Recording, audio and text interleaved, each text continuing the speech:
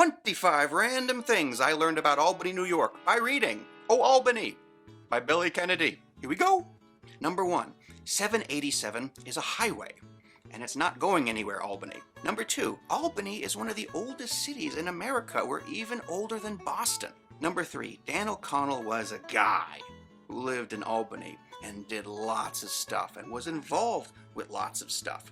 And the best way I can sum up Old Dan is, at your tavern, good luck getting a liquor license if you didn't carry his beer on tap. Number 4, rich people actually used to live in Arbor Hill. Number 5, rich people used to live in Arbor Hill, but eventually they moved because the same guy who designed Central Park for New York City, he also designed our Washington Park. And eventually that combined with the trolley system they used to have, never went to Arbor Hill. All the rich people left Arbor Hill and they lived, where all those nice mansions are today. Your apartment might be in one of those old mansions. A lot of them got converted to apartment buildings. Number 6, Hamilton and Alan Burr used to have dueling law practices in Albany, New York. Ba-pew, ba-pew. Number 7, the Capitol buildings were expensive. Number 8, the Capitol buildings were expensive and were surprisingly inspired by the Palace of the Dalai Lama? Thanks, Nelson. No, not that Nelson. Number 9, the tallest tower of the Capitol buildings was in fact named after Erastus Corning, who was not only the longest serving mayor in Albany history at 40 plus years, but he's also the longest serving mayor in all of American history. America! Number 10, Erastus Corning Tower is the tallest structure built in North America between New York City and Montreal. Montreal, where all the wheels are squared. Number 11, in Dutch, the word kill turns out to mean creek, and now suddenly Norman's Kill makes a whole lot more sense. Number 12, there used to be multiple kills in Albany, from SUNY Albany all the way down to downtown, but most of them were put underground as part of our water and sewage treatment system. Number 13, and this is the fact that I have the most trouble with, strangely enough, Norman's Kill was actually named after a wife-beating tobacco farmer, whose name was not even Norman. William Kennedy, if you're still alive and you're listening to this, can you please explain? Number 14, for a brief time in the early 1900s, playing baseball on Sundays was illegal in Albany, which wouldn't bother me whatsoever because baseball is boring. Number 15, the only thing I find more boring than baseball in this country is geology, and surprisingly enough, thanks to James Hall, Albany used to be the geology capital of the world. Even crazier, number 16, James Hall, the geologist, used to keep a loaded shotgun on his bench just in case people weren't paying proper enough attention when he was talking about his rocks. He literally had a sit-down gun. I said sit down! Close your mouth. Number 17, the majority of James Hall's collection can now be found in the Museum of Natural History in New York City. Well, what I want to know is whatever happened to the shotgun? Can that be found at the Museum of Natural History? Does that item come alive at night? Number 18, I'm going to take a West Albany used to be a euphemism for taking a shit. And not because West Albany was a dump or a shithole or anything like that, but because famously, the shop workers of the West End, in the 1900s, the shop workers of the West End, the locomotive shop, the auto shop, machine shop, boiler shop, tank shop, were all so famously hard-working that the only time they ever took a break was either during lunch or when they had to take a West Albany. Number 19, speaking of euphemisms, back in the day, Albany had its share of whorehouses, and a couple of them were called French Emmas, Big Berthas, and the Red Onion, and at first you're like, the Red... Red Onion, okay. Who out there dares to name a tavern after that? I'm gonna go have some drinks at the Red Onion.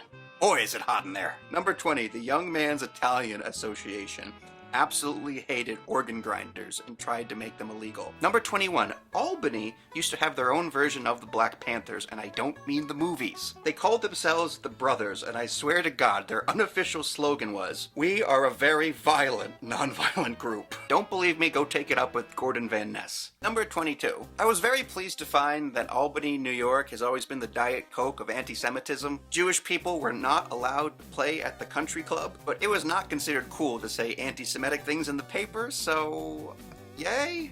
But an interesting fact about Albany and our Jewish community is thanks to Rabbi Meyer Weiss, Albany can boast to having not only one of the nation's very first Jewish academies, but also Albany was essentially one of the first synagogues ever in America to allow the crazy idea of singing hymns and having men and women sit together. That idea was so outlandish for the time, it actually got Weiss punched out by the richest Jew in town. So there you go, everyone. Albany.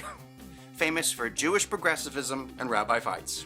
Number 23. There is virtually no mention of steamed hams or Ted's fish fry in this book. Number 24. When they dug up the old county jail to build the Veterans Hospital as we know it on Holland, people found skeletons upon skeletons upon skeletons of dead prisoners, a lot of which were dead Confederate soldiers, so I don't know, maybe don't feel too bad. Damn, to build that hospital, there was just bodies and bodies and bodies. And then they took all those stones to the old jail and built one of Albany's first synagogues. I believe it was located on Hackett, but I can't find it. And finally, number 25. I honestly found the book O Albany to be the most boring book ever until I got to this fact, and I was just like, Jesus freaking Christ. Where, okay, first of all, John Wilkes Booth and Abraham Lincoln were both in Albany together. Same night, like sleeping a couple of blocks apart, when Lincoln was first running for president. And there's records of when he was giving a speech, I think the next day, like Wilkes being in the crowd and grumbling and complaining and stuff, but who knows. But what is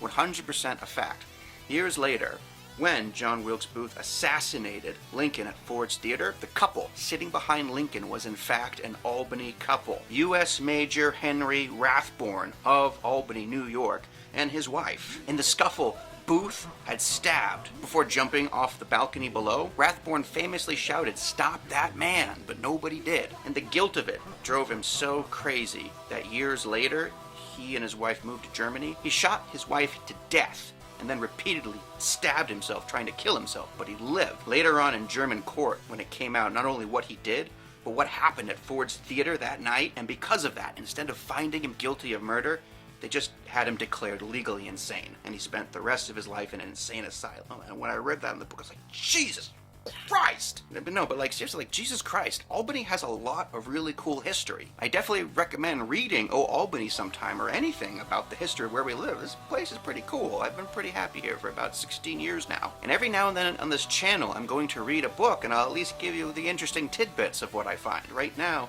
I'm reading a book about Erastus Corning, so I hope you'll join me. Albany's a cool place. Big fan. And if any of you out there are looking for a book that happens to celebrate Albany, New York, and upstate, and pinball, and vampires. Oh, my cough.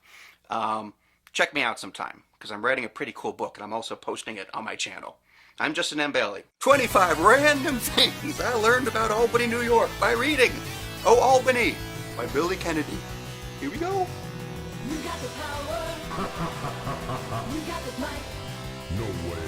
Get ready for battle. Give me your money. Beat the Black Knight.